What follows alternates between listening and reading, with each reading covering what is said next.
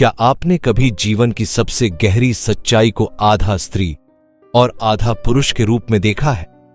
क्या ईश्वर का कोई लिंग है या फिर वह ऊर्जा है जो हर रूप में स्वयं को प्रकट कर सकती है? जब आप अर्धनारीश्वर की मूर्ति को देखते हैं तो क्या केवल एक कलात्मक आकृति दिखती है या कोई दिव्य रहस्य जो हमारी चेतना को चुनौती देता है? वो मूर्ति नहीं, एक दर्पण है जो ब्रह्मांड की गहराइयों से निकली एक पुकार है, जहां शिव की शांति और शक्ति की चंचलता एक ही देह में एक साथ नृत्य करती है। एक ओर जटाओं से गंगा बहती है, दूसरी ओर सुगंधित केशों में फूल खिले हैं। एक हाथ में त्रिशूल जो विनाश का प्रतीक है, दूसरे में कमल जो सृजन की कोमलता है। अर्धनारीश्वर केवल एक देवी देवता का मेल नहीं, वह एक दिव्य सूत्र है जिसमें समाहित है यिन और यांग, जड़ और चेतन, कर्म और करुणा। क्या यह संभव है कि ब्रह्मांड ने स्वयं को आधा स्त्री और आधा पुरुष बनाकर हमसे कुछ कहने की कोशिश की हो? क्या आपने कभी सोचा है, शिव जो स्वयं को सन्यासी मानते हैं, फिर क्यों अपने भीतर शक्ति को स्थान देते हैं? क्यों नहीं शिव केवल शिव ही रहते? क्यों उन्हें शक्ति के साथ एकाकार होना पड़ा? क्योंकि जहां केवल शिव है वहां जड़ता है, और जहां केवल शक्ति है वहां अराजकता। पर जब शिव और शक्ति मिलते हैं तो चेतना जागृत होती है, सृष्टि चलती है और ब्रह्मांड नृत्य करता है। तो अगली बार जब आप अर्धनारीश्वर की मूर्ति देखें, उसे केवल पूजा का प्रतीक न समझें। वह आपकी आत्मा का नक्शा है, जहां स्त्रीत्व और पुरुषत्व का संतुलन ही मोक्ष की कुंजी है। अर्धनारीश्वर, यह शब्द सुनते ही हमारी आंखों के सामने एक अद्भुत छवि उभरती है। एक ऐसा दिव्य स्वरूप जहां आधा अंग पुरुष है, शिव का, और आधा स्त्री, शक्ति का। पर यह सिर्फ एक मूर्ति नहीं, यह कोई धार्मिक कल्पना या पौराणिक गाथा मात्र नहीं। यह ब्रह्मांड की सबसे गूढ़ रहस्य की प्रतीकात्मक प्रस्तुति है, क्योंकि ब्रह्मांड का मूल नियम यही है, जहां चेतना और ऊर्जा साथ होती है वहीं जीवन खिलता है, वहीं सृष्टि होती है। शिव प्योर कॉन्शियसनेस है, वो स्थिर, मौन, गहराई से भरे हुए साक्षी हैं, जो सब देखता है पर स्वयं अडोल रहता है। शक्ति डायनेमिक एनर्जी है, वो चलायमान है, सृजनात्मक है, रचनात्मक है। वही है जो शिव को स्पंदन देती है। बिना शक्ति के शिव केवल शव है, और बिना शिव के शक्ति एक अराजक लहर बन जाती है, दिशाहीन, उद्दंड।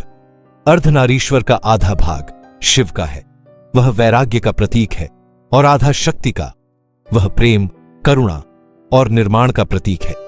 यही युगलता केवल बाह्य नहीं, यह हमारे भीतर भी घटती है। हर पुरुष के भीतर एक स्त्री ऊर्जा है, इडा नाड़ी, चंद्र स्वरूप। हर स्त्री के भीतर एक पुरुष चेतना है, पिंगला नाड़ी, सूर्य स्वरूप। जब ये दोनों संतुलित हो जाते हैं तो मध्य में जागती है सुषुम्ना, जहां आत्मा ब्रह्म से मिलती है। यही है अर्धनारीश्वर का रहस्य। यह सिखाता है कि आध्यात्मिक पूर्णता भीतर के स्त्री और पुरुष तत्व के संतुलन से आती है। यह वही संतुलन है जिसे ताओ में यिन और यांग और यूनानी दर्शन में लोगोस और एरोस कहा गया। यह केवल एक शरीर का संयोग नहीं, बल्कि अस्तित्व का गहन संवाद है, जहां स्थिरता और गति, ज्ञान और करुणा, ध्यान और क्रिया एक दूसरे में विलीन हो जाते हैं। और जब यह मिलन भीतर घटता है, तब जागता है वह योग जो हमें अहंकार से आत्मा की ओर ले जाता है। तो अगली बार जब तुम अर्धनारीश्वर की मूर्ति देखो, उसे केवल आधा स्त्री और आधा पुरुष न समझो, बल्कि उसे अपने ही भीतर का रहस्य जानो। क्योंकि सच्चा योग वही है जहां भीतर के शिव और शक्ति मिलकर एक हो जाएं। जब ब्रह्मांड की प्रथम स्पंदना हुई तो न वह केवल पुरुष थी, न केवल स्त्री, बल्कि एक अद्वितीय संतुलन था, चेतना और ऊर्जा का। शैव परंपरा में अर्धनारीश्वर का स्वरूप केवल एक प्रतीक नहीं, बल्कि अस्तित्व के मूल नियम का दर्शन है। शिवम शक्ति सहितम, शिव शक्ति के बिना केवल शव है। यह कोई दार्शनिक कल्पना नहीं, बल्कि चेतना और ऊर्जा के ब्रह्मांडीय समन्वय की व्याख्या है। तंत्र शास्त्र में इसे कुलकुंडलिनी कहा गया है, जहां शक्ति स्त्री तत्व आधार में सुप्त पड़ी है और शिव पुरुष तत्व सहस्रार में स्थित है। जब साधक ध्यान में उतरता है तो यह शक्ति शिव से मिलन के लिए ऊपर चढ़ती है और यही मिलन आत्मा के परम आनंद का कारण बनता है। कश्मीर शैविज्म में यह दृष्टिकोण और भी सूक्ष्म हो जाता है। यहां शिव और शक्ति को प्रकाश और विमर्श के रूप में देखा गया है। शिव पूर्ण निराकार चेतना, शक्ति वह सक्रिय कंपन जो सब कुछ रचता है। शक्ति कोई स्त्री नहीं, वह गतिशीलता है। शिव कोई पुरुष नहीं, वह निःशब्द चेतना है। जब यह दोनों मिलते हैं तभी सृष्टि की हर लहर जन्म लेती है। बौद्ध परंपरा में भी यह दर्शन दूसरे रूप में प्रकट होता है। शून्यता, शून्यता वह निर्विकार खाली चेतना है और प्राज्ञा, प्रज्ञा उस शून्यता में जागृत करुणा और विवेक है। पद्म संभव जैसे गुरु कहते हैं, ज्ञान, विजडम और करुणा, कंपैशन का समागम ही निर्वाण की कुंजी है। यह बिल्कुल अर्धनारीश्वर की तरह है, जहां शिव, ज्ञान और शक्ति, करुणा मिलकर एक पूर्ण संतुलित चेतना बनाते हैं। यह केवल भारत की परंपरा में सीमित नहीं, हर्मेटिसिज्म, टाओइज्म और नॉस्टिक ट्रेडिशंस में भी इस दिव्य द्वैत के मिलन को ही परम वास्तविकता माना गया है। टाओइज्म में यिन और यांग, अंधकार और प्रकाश, नरम और कठोर, स्त्री और पुरुष का अनंत नृत्य ठीक वही बात कहते हैं जो भारत में अर्धनारीश्वर कहता है। हर्मेटिक टेक्स्ट्स में कहा गया, that which is above is like that which is below, अर्थात भीतर और बाहर का संतुलन जैसे चेतना और ऊर्जा का। यह रहस्य इस ओर इशारा करता है कि जब तक हम अपने भीतर के स्त्री और पुरुष तत्वों को स्वीकार नहीं करते, हम अधूरे रहते हैं। अर्धनारीश्वर कोई मूर्ति नहीं, वह चेतना की आदर्श अवस्था है, जहां न कोई वर्चस्व है न विरोध, बल्कि पूर्ण एकत्व है। क्या तुमने कभी सोचा है कि तुम जो हो वो केवल एक लिंग, एक व्यक्तित्व या एक स्वभाव नहीं, बल्कि एक अदृश्य द्वंद्व का जीवंत संगम हो? विज्ञान अब उस रहस्य को धीरे धीरे समझने लगा है, जिसे प्राचीन योगियों और तांत्रिकों ने सदियों पहले जान लिया था। मॉडर्न न्यूरोसाइंस यह सिद्ध कर चुकी है कि हमारा मस्तिष्क दो प्रमुख भागों में बंटा होता है, लेफ्ट हेमिस्फीयर और राइट हेमिस्फीयर, और दोनों के कार्य भी विपरीत हैं पर पूरक। जो हमारा लेफ्ट ब्रेन होता है वह होता है तर्क, logic, order, analysis, language, structure, दिशा के लिए, और जो राइट ब्रेन होता है वह होता है कल्पना, इमेजिनेशन, अंतर्ज्ञान, इंट्यूइशन, भावना, इमोशन, सौंदर्य बोध, एस्थेटिक्स, सहयोग, नर्चरिंग, स्वीकार्यता, सरेंडर के लिए। परंतु सच्ची बुद्धिमत्ता तब जन्म लेती है जब ये दोनों ऊर्जा एक दूसरे से टकराती नहीं, बल्कि एकता में नृत्य करती है। अर्धनारीश्वर, शिव और शक्ति का आदिशक्तिमान रूप हमें केवल आध्यात्मिक संतुलन ही नहीं सिखाते, बल्कि एक न्यूरोसाइंटिफिक जागरूकता का प्रतीक भी है। जब हम केवल मैस्कुलिन ऊर्जा को अपनाते हैं, हम कठोर हो जाते हैं, तर्क से चलने वाले पर भावनाओं से कटे हुए, और जब केवल फेमिनिन ऊर्जा को अपनाते हैं, हम संवेदनशील तो होते हैं पर दिशाहीन और अस्थिर हो सकते हैं। लेकिन जब मैस्कुलिन का आधार और फेमिनिन की उड़ान मिलती है, तब मनुष्य संपूर्ण बनता है। योग और तंत्र में इसे कहा गया इड़ा और पिंगला नाड़ी का संतुलन। इड़ा चंद्र ऊर्जा, फेमिनिन शांति, ठंडक, बाईं नासिका से संबंधित, जबकि पिंगला सूर्य ऊर्जा, मैस्कुलिन सक्रियता, गर्मी, दाईं नासिका से संबंधित है। जब ये दोनों नाड़ियां संतुलन में आती हैं तो सुषुम्ना जागृत होती है, जहां चेतना का प्रकाश फूटता है।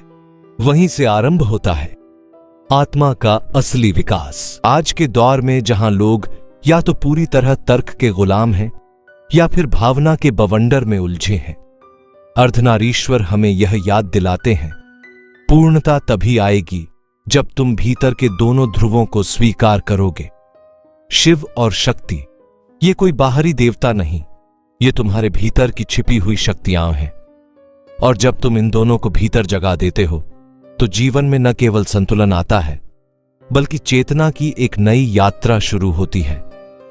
क्या तुम अपने भीतर इस दिव्य संतुलन को महसूस कर सकते हो? क्या तुम तैयार हो मैस्कुलिन और फेमिनिन के नाद में समरस होकर अपने अस्तित्व की नई ऊंचाइयों तक उड़ने के लिए? क्या आपने कभी सोचा है शिव को पूर्ण क्यों कहा जाता है? जब तक उनके साथ शक्ति न हो तो क्या वो अपूर्ण है? शिव पुराण में एक दिव्य कथा मिलती है जो केवल ब्रह्मांड की उत्पत्ति नहीं बल्कि स्त्री और पुरुष के आध्यात्मिक संबंध की सबसे गूढ़ व्याख्या है। ब्रह्मा जब सृष्टि की रचना करना चाहते थे तो उन्होंने शिव से प्रार्थना की, हे महादेव, कृपा कर सृष्टि के लिए प्रेरणा दो। तब शिव ने ध्यान में बैठकर अपने आधे अस्तित्व को विभाजित किया और उसी आधे भाग से प्रकट हुई एक अपूर्व तेजस्विनी चेतना। वह कोई सामान्य देवी नहीं थी, वह थी आदि शक्ति, सर्वमंगलमयी, प्रकृति का मूल बीज। उन्हीं के भीतर से जन्मी अनेक शक्तियां, सृष्टि करने वाली सरस्वती, संहार करने वाली काली, पालन करने वाली पार्वती। यही वह क्षण था जब शिव अर्धनारीश्वर बने। अर्ध शरीर में शिव का शुद्ध बोध और दूसरे अर्ध में शक्ति का संपूर्ण सृजनात्मक तत्व। यह केवल एक प्रतीक नहीं था, यह ब्रह्मांड के द्वैत और अद्वैत का संवाद था। यह बताता है कि शिव बिना शक्ति केवल चेतन है, पर शक्ति बिना शिव केवल चंचल ऊर्जा, और दोनों का संयोग संपूर्णता है, संतुलन है, सर्जना और संहार की दिव्य लीला है। जैसे चंद्रमा में शीतलता है और सूर्य में तेज, वैसे ही शिव में है मौन और शक्ति में है नृत्य। दोनों मिलकर बनते हैं जगत का आधार। क्योंकि जब तक स्त्री और पुरुष के ऊर्जा तत्व एकाकार नहीं होते तब तक सृष्टि अधूरी रहती है। जब साधक अपनी चेतना में शिव और शक्ति, इन दोनों ऊर्जा तत्वों को एकमेक होते हुए अनुभव करता है तो उसे केवल दर्शन नहीं होता, वह स्वयं अर्धनारीश्वर बन जाता है। यह अवस्था कोई कल्पना नहीं बल्कि कुंडलिनी जागरण का चरम बिंदु है। जब कुंडलिनी मूलाधार से उठकर सहस्रार तक पहुंचती है तो मार्ग में स्थित हर चक्र में इड्डा और पिंगला का संतुलन आवश्यक होता है।